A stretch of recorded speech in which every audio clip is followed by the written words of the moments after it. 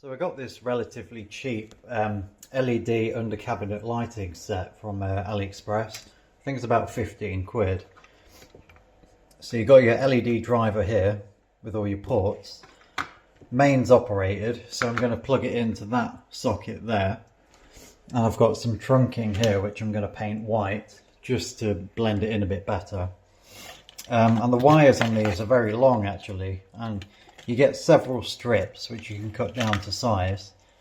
Finally, it's turned off and on with like a motion sensor, which you just go like that with your hand and it will turn on. So this area here will be very, very easy. I can just mount the LED driver underneath. Over here it's a little bit trickier. And you can see I've kind of made a start because I want one strip under here and a smaller one under here.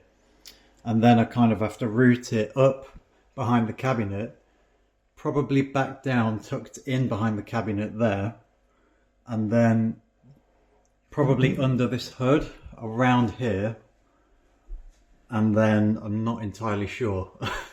I think there's a gap between here where I could drop them down. So they're never going to be that long.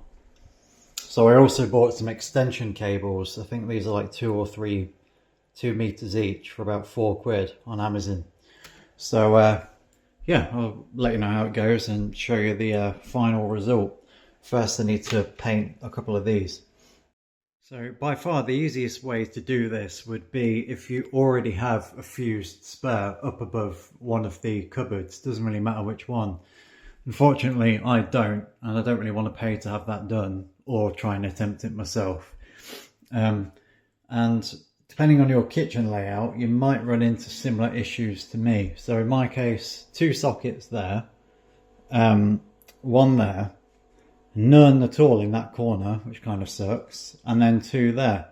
So in order for me to get downlights here, I have to kind of navigate the extractor.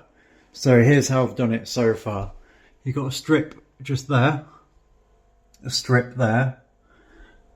They run under here with these small little cable clips you can get on Amazon cheap. You're never going to see under there anyway. That one, that runs on the inside of the boiler cupboard, which again you're never really going to look at. It's not even painted in there. So then it runs up there, up to the top of the cupboard. And I've just took a couple of screws out to drop that shroud down, and I'm going to route them behind that ducting up there.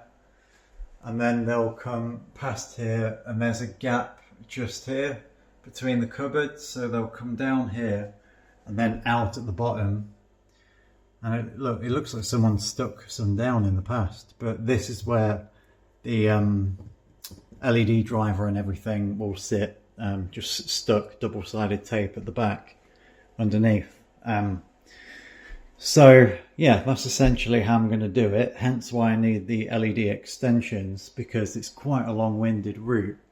And then to make that look as neat as possible, I've got trunking that's going to go vertical and then a right angle going into the shroud, and then the same coming out, and then another one going down. And that's these pieces here. Now you might say, why the hell are you using black trunking and painting it white? And the reason is these are left over from my soundbar installation, and rather than just throw them away, I might as well repurpose them. So I'm just going to give them a few coats of white, and then yeah, 2 of them will go on the left there, and the wire will go behind the shroud. 2 more to drop it down to the cabinet, and I'll use the 5th one just on the wire, just here maybe, although I don't know, I mean it's not really going to matter either way. And what I'm probably going to do also, I'll need one of those like chunky, those square cube things where you get like 2 sockets in one. I'm obviously going to need that to power the microwave. But what I might also do is buy a smart socket, so you can get them, it just plugs into your normal socket and it turns it into a smart one.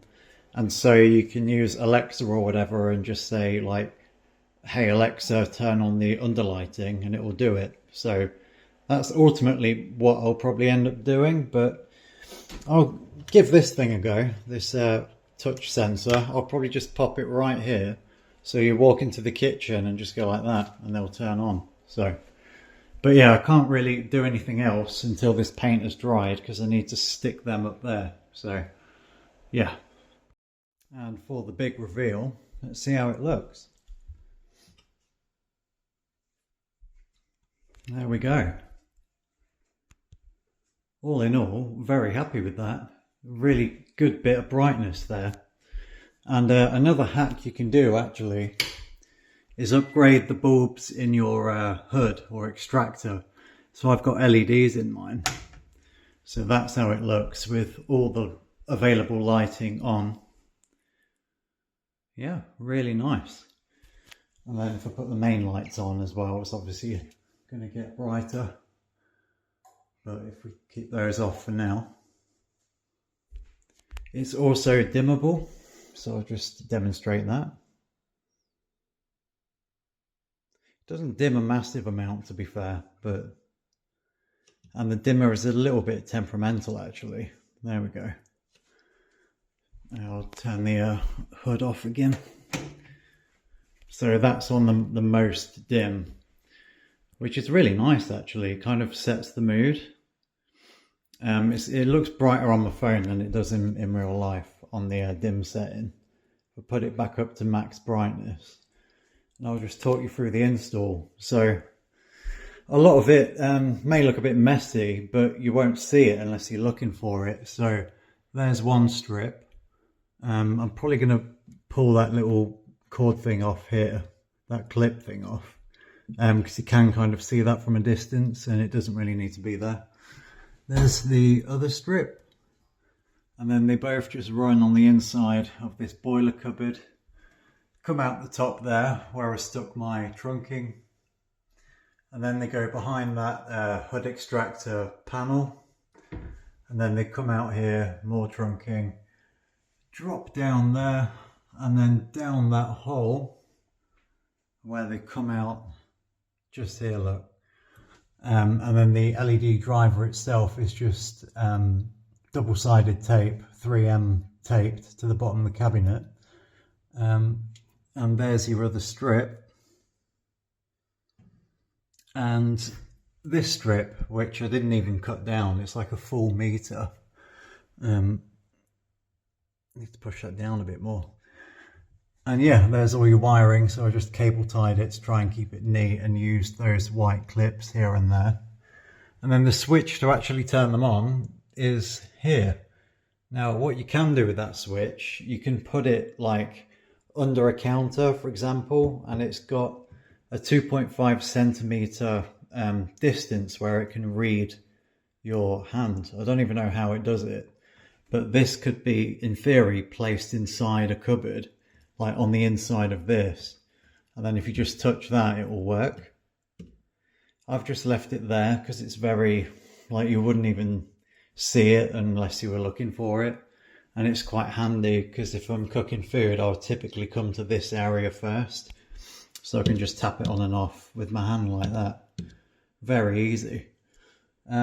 So yeah, and then here, as I said, I've just used a bit of trunking which I think looks pretty neat. That runs up there, and then the power cable's just shoved up in that crevice. If it ever falls down, I'll find another way to keep it fixed in place. But again, all of this you'll never see because, like, you'd be cooking like this, and as you can see, it's all completely hidden. So yeah, I'm really happy with that. I just need one of those block things I mentioned before, so I can plug my microwave back in. Or maybe, as I said, get a smart socket, and then I can turn the cabinet lighting on with Alexa or whatever. But yeah, there you go. All in all, I think it was like 15 quid. I think it's a really smart way to kind of neaten up your house, your kitchen, I should say. So I'll leave the link in the description to where you can buy it. All in all, pretty easy install, just a bit fiddly, and you have to be mindful of routing and cable management. My kitchen in particular was just quite difficult to get around the hood extractor like that. But I think that's quite a neat solution, and you wouldn't even really look at that for any reason. Like, why would you be looking up there? But if you are looking up there, at least it's not loose cables, and it's like fairly smart trunking, I would say. I think it's the best solution I could have gone with to get light cables from that side to that side without having to use this socket here. So yeah, cheers, hope this helps.